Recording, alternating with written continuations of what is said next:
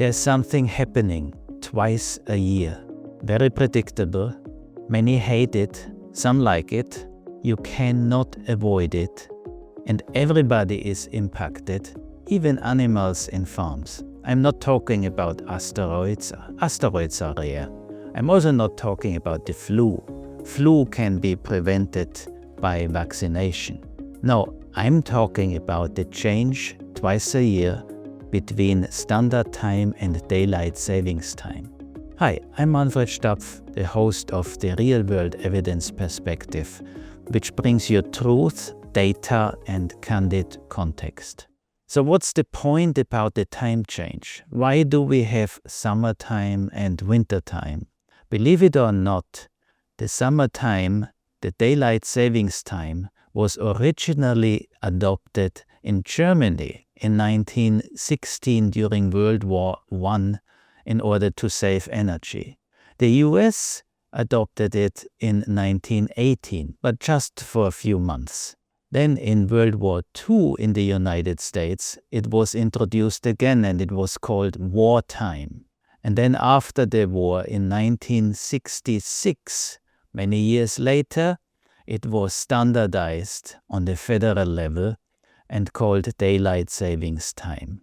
At that time, it was voluntary for the states to follow it or not to adopt it, and Arizona didn't.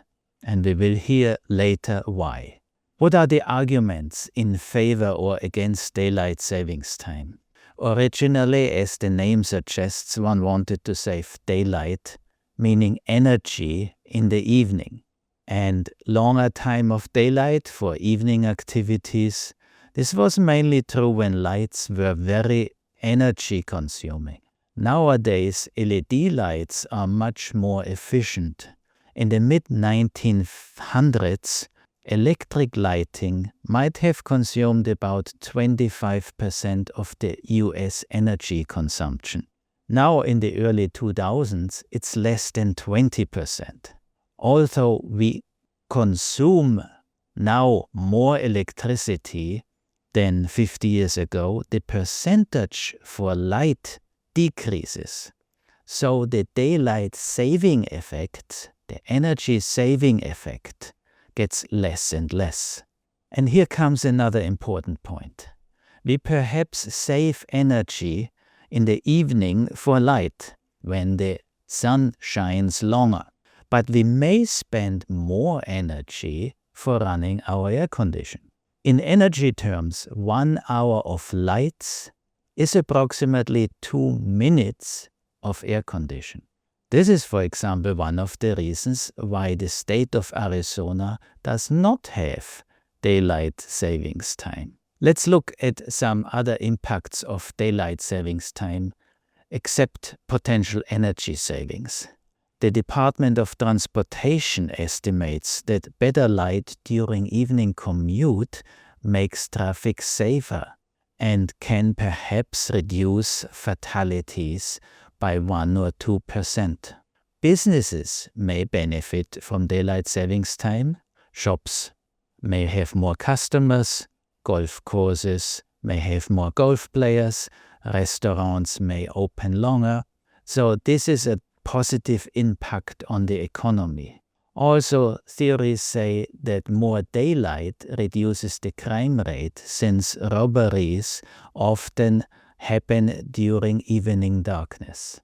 So, beyond business and safety effects, what about impacts on our health? More daylight encourages physical activity, walking, bicycling, golfing, and this is certainly a positive effect on our health.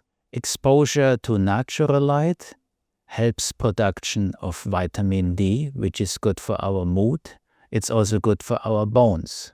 And when we have in the evening a longer light after a long work day, this gives us the feeling of a better work-life balance. So altogether, positive effect on our health. Are these effects really relevant just because of 1 hour? When we talk about 1 hour more daylight, we have to consider that we also have differences in sunset times within a state. Take Texas, for example. Here, the difference in sunset between the east and the west of Texas can be approximately 50 minutes, so almost 1 hour. So even without daylight savings time, the east of Texas gets usually almost 1 hour earlier dark than the west. And if we look at the total central time zone, this difference, for example, between Texas and Alabama, can be more than 1.5 hours. So the extension of daylight into the evening depends significantly on the location where you live in your time zone, and the difference can be much larger than the 1 hour which we gain by daylight savings time. Often it's not the 7 months of daylight savings which is the issue of discussion, but it's the switch which we have to undergo twice a year.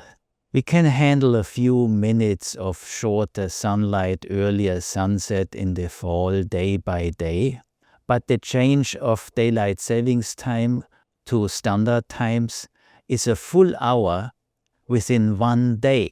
It starts with the confusion about when is the time change.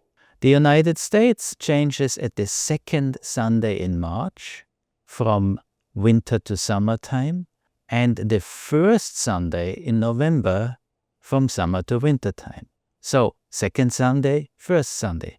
Why couldn't they make it just always the first Sunday? So why the first and the second? And then if you have relationships to Europe, business relationship, family relationship, travel to Europe, they have completely different days of changing the time. They use the last Sunday in March and the last Sunday in October. So the time when we do not have 6 hours difference, but sometimes 5 hours difference and sometimes 7 hours difference from the eastern United States to Europe, sometimes it's 1 week, sometimes it's 2 weeks. So this is really confusing. There are estimated hundreds of thousands who have to commute between 2 time zones daily for their work. They have most likely well adopted and integrated this change into their schedules. But for travelers, international, transcontinental travelers, this can be really confusing. Now let's look whether this has any health impacts. Confusion is certainly one issue, especially for elderly people. Just imagine you plan to go to church, or you have to catch a train, you have to get a bus. In the day after the change, in the spring, you may be too late. In the fall, you may be too early. So in one scenario, you have to rush and run to get the appointment or to get the bus. In fall, you may be too early, you have to wait, perhaps in bad weather. So this can indirectly or directly impact your health. The loss of 1 hour of sleep during the spring change has been blamed for an increase in mortality the day after, and an increase of heart attacks or strokes after time change due to sleep disruption as a significant physiological stressor has been discussed too. So is there any evidence? The most recent and so far largest real-world study looked at 170,000 patients over the years 2012 to 2022 in 1,100 hospitals. They compared the weeks before the time change with the week of the time change and the week after the time change, and they found no significant difference in the incidence of heart attacks or death in the hospital. There could be other factors, obviously, and this is an observational study with all the limitations. For example, in spring 2020, they saw a large effect by COVID, but still the study did not provide hard evidence that the time change poses a severe cardiac risk. Are there any other potential health risks connected to 1 hour time change in spring or in fall? Yes, there are so-called time-critical medications for which timing can matter, especially the timing between intake of the medication and the meals, because the absorption of the medication is impacted by an empty or by a full stomach, and the medication needs a relatively stable blood concentration.